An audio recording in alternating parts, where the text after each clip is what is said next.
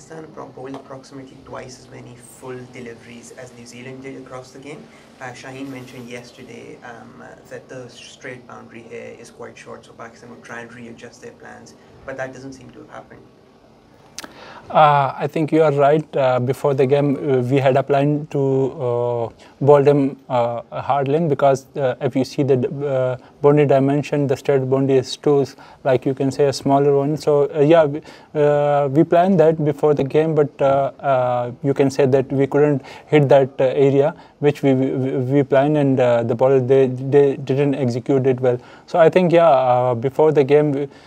We planned to restrict them under 180, 190, but again, yeah, we couldn't hit the area, and that's why we gave the opposition 30 to 40 runs extra.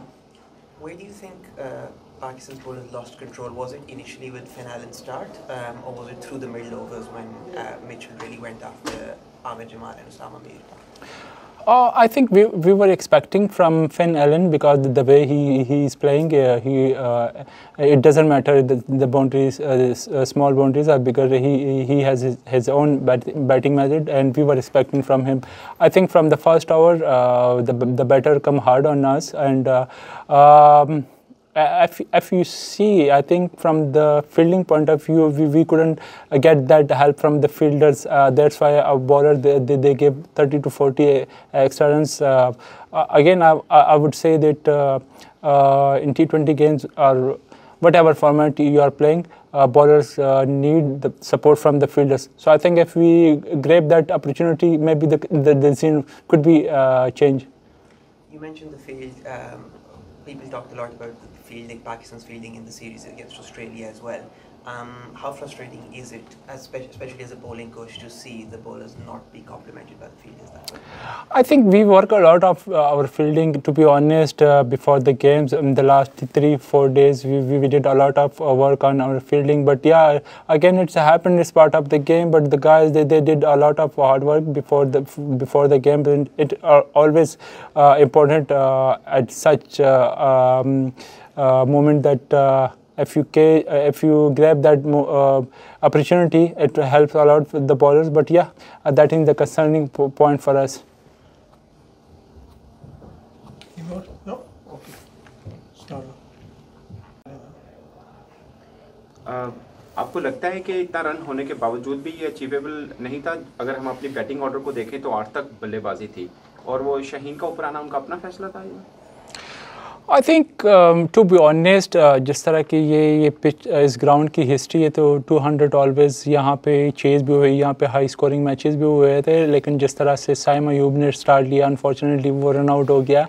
और again आपको यहाँ पे जो ना game awareness और mind presence of mind बड़ा ज़रूरी है। हफीज़ ने मैच से एक दिन पहले मेंशन किया था इस चीज़ को कि यहाँ पे जो स्पेशली यहाँ पे न्यूजीलैंड ऑस्ट्रेलिया में यहाँ पे जो पिचेस होती है वो ड्रॉप इन पिचेस होते हैं, स्क्वायर पे एक ही पिच होता है, साइड पे थोड़ा सा ग्रास ज़्यादा होता है। तो हमने ये प्लान किया था कि जब भी आपने रनिंग करने हो, कोशिश करें कि स्टम्प के जो पिच है उसके ऊपर आप रन करें, जिसकी वजह से वो स्लिप भी हुआ।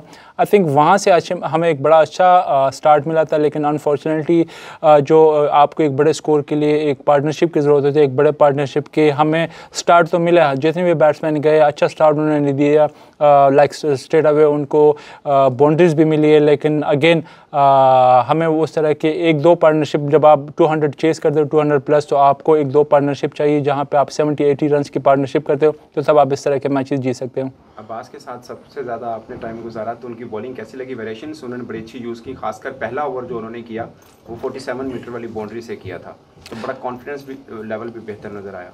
आई थिंक पहले तो ये एक बड़ा प्राउड मोमेंट है अब्बास के लिए, मेरे लिए और हमारे पूरे फैमिली के लिए कि पहले मैंने पाकिस्तान को रिप्रेजेंट किया, अब्बास ने किया, तो आई थिंक हमारे पूरे फैमिली के लिए बड़े प्राउड मोमेंट है। और बिल्कुल टू बी ऑनेस्ट, जब पहला ओवर हुआ है, जब शाहीन को पहले विकेट मिले, तो वहाँ से हमें आइडिया हो गया कि बॉल थोड़ा सा ग्रिप कर रहा है, आगे बॉल नहीं करना चाहिए। तो स्ट्रेट अवे उसी ओवर में मैं अब्बास के पास, आई थिंक वो थर्ड मैन पे था या फाइन लेग पे था, तो मैं उसके पास गया हूँ कि यहाँ पे आपको, और उससे पहले भी हमारा प्लान था कि हार्ड लेंथ को हिट करना है क्योंकि सामने की बाउंड्रीज छोटी है, आपने स्क्वायर की बाउंड्री को यूज़ करना है। और अब्बास से मेरी यही बात हुई थी कि दूसरे बॉलर्स को बता दे कि हार्ड लेंथ को हिट करे, थोड़े से स्लो बॉल की ज़्यादा ट्राई करे, वेरिएशन से ज़्यादा बॉल करे। तो आई थिंक उसने उसकी जो स्ट्रेंथ भी है उसको जो खिलाने का एक रीज़न भी है। उसने डोमेस्टिक में भी परफॉर्म किया, उसकी जो वेरिएशन है बड़ा इफेक्टिव था, और आज भी उसने अपने जो उसकी जो एक स्ट्रेंथ है वेरिएशन पे उसको कैरी ऑन किया और राइट मोमेंट पे उसने विकेट दिलाई। लेकिन अनफॉर्चुनेटली जो एंड ऑफ द रिजल्ट था वो हमारे हक में नहीं आया। आपने फील्डिंग पे इंग्लिश पे तो बोले, कल हमने देखा यहाँ पे हाफ टाइम हमने फील्डिंग पे गुजारा। हमने न्यूजीलैंड की ट्रेनिंग भी देखते हैं, हम उनसे ज़्यादा मेहनत करते हैं फील्डिंग के ऊपर, फिर भी कैचेस ड्रॉप क्यों होते हैं? देखिए आपने ख़ुद यहाँ पे मेरे ख्याल से फ्रॉम द डे वन आप इसको यहाँ पे कवर कर रहे हैं हर चीज़ को, और बिल्कुल हमने स्पेशली वाइड बॉल में आपको ज़्यादा मेहनत की ज़रूरत होती है, सर्कल में रन आउट की या अच्छे कैचेस जब आप एक दो रन आउट करते हो या जो अपॉर्चुनिटी क्रिएट होती है उनको अगर आप ग्रैब करते हो, तभी आप इस तरह के मैचेस में जो 30-40 रन का जो डिफरेंस पड़ जाता है, 15-20 रन आप फील्डिंग में सेव करते हो या एक अच्छा कैच पकड़ते हो या रन आउट करते हो, तो आपके मैच के रिजल्ट चेंज हो सकते हैं। तो आई थिंक वही चीज़ उसी चीज़ ने हमें कॉस्ट किया, जो हमने एक दो कैचेस ड्रॉप किए। आई थिंक अगर उस टाइम पे वो कैचेस हो जाते तो मैं भी हम ये मैच जो हमने प्लान किया था कि 180-190 तक हमने रिस्ट्रिक्ट करना था, और जिस तरह बैट्समैन हमारे ऑलमोस्ट सबके बल्ले पे बैट पे बॉल आ रहे, तो हम काफ़ी कॉन्फिडेंट थे कि इंशाल्लाह हम ये मैच जीत सकते हैं। लेकिन अगेन वही कि हमारे क्रूशल टाइम पे हमें स्टार्ट तो मिला लेकिन पार्टनरशिप नहीं रहेगी वहाँ पे। उमर भाई, हर मैच की इनफरादी बॉलर्स की अच्छी परफॉर्मेंस या फील्डिंग के ऊपर हम बात डाल देते हैं, लेकिन एशिया कप से लेकर थ्रू आउट अब तक हम जिस वर्ल्ड क्लास बॉलिंग के मालिक थे वो कहीं नज़र ही नहीं आती है।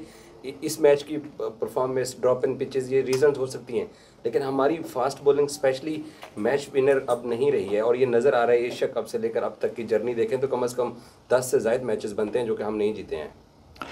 देखिए अभी ये तो नहीं कह सकते कि हम हमारे फास्ट बॉलर वो हिस्ट्री जो जिस तरह आपने कहा कि पास में हमने बॉलर्स नहीं ज़्यादातर मैचेस जिताए, लेकिन हम एक ट्रैक पे आ रहे वापस इतने मैचेस के बाद। देखिए जिस तरह से हारिस रऊफ ने सेकंड लास्ट ओवर किए, आई थिंक वो उस टाइम पे अगर वो अच्छा ओवर ना निकाले तो मे बी ये स्कोर 240-250 तक पहुँच जाता है। लेकिन हाँ, हम पैचेज़ में हम अच्छे बॉलिंग कर रहे हैं, लेकिन कंसिस्टेंटली जब आपको एक अपॉर्चुनिटी आपको मिल जाती है और आप उसको कंसिस्टेंटली जब आप अच्छे एरिया को हिट नहीं करते, तो ऑब्वियसली आपको पैचेस में नहीं, जब आप लॉन्ग ज़्यादा ओवर्स आप अच्छे करते हो तभी आप मैचेस जीत सकते हो। लेकिन आई थिंक हम इस पे काम कर सकते हो, और सम टाइम होता है ये आपको टूर्नामेंट का पहला, ये सीरीज़ का पहला मैच था। ऑफ कोर्स हमने जो एरिया, जिस तरह मैंने अर्ली भी मेंशन किया कि जो हमारा प्लान था उस एरिया को हिट नहीं किया, और आई एम श्योर कि उस पर हम बैठ के उस चीज़ पे हम काम भी करेंगे, उस पर दोबारा भी बात करेंगे। बाबर आउट ऑफ फॉर्म चले आ रहे थे बहुत अरसे से, आज उन्होंने स्कोर किया, अच्छे स्ट्राइक रेट के साथ किया, तो क्या आप कोचिंग स्टाफ कितना खुश है कि बाबर अपने वापस फॉर्म को पकड़ा है, क्या कहेंगे आप? नहीं, ऑब्वियसली बाबर हमारा टॉप प्लेयर है, वो one of the best player है वर्ल्ड में, और अगर आप उसकी लास्ट सीरीज़ में भी उसकी जो अगर रन्स को अगर आप देखें, वो आउट ऑफ फॉर्म नहीं था, लेकिन सम टाइम आपका लक आपका साथ नहीं देता, वो आके 30-40 रन्स कर लेता है। लेकिन जो हम बाबर से एक्सपेक्ट कर रहे थे कि लंबी इनिंग्स के लिए वो 100 करे, 100 करे, बड़ा 100 करे, तो वो चीज़ उससे अनफॉर्चुनेटली परफॉर्म नहीं हुआ, उस तरह के रन नहीं किए। लेकिन यहाँ पे अगर आप आज उसके स्ट्राइक रेट की बात करें, जिस तरह उसने बैटिंग की है, तो बिल्कुल खुशाइंदा बात है पाकिस्तान के लिए कि बाबर को खुद एक कॉन्फिडेंस मिला है, क्योंकि जिस तरह मैंने अर्ली कहा उसके बल्ले पे बॉल तो आ रहा था, लेकिन लक उसका वो जो लक होती है ना, उसका साथ नहीं दे रहा था। तो आई एम श्योर आज के जो उसने जो रन्स किया है बाबर के लिए खुद भी उसको एक कॉन्फिडेंस मिला होगा और टीम के लिए भी अच्छा है।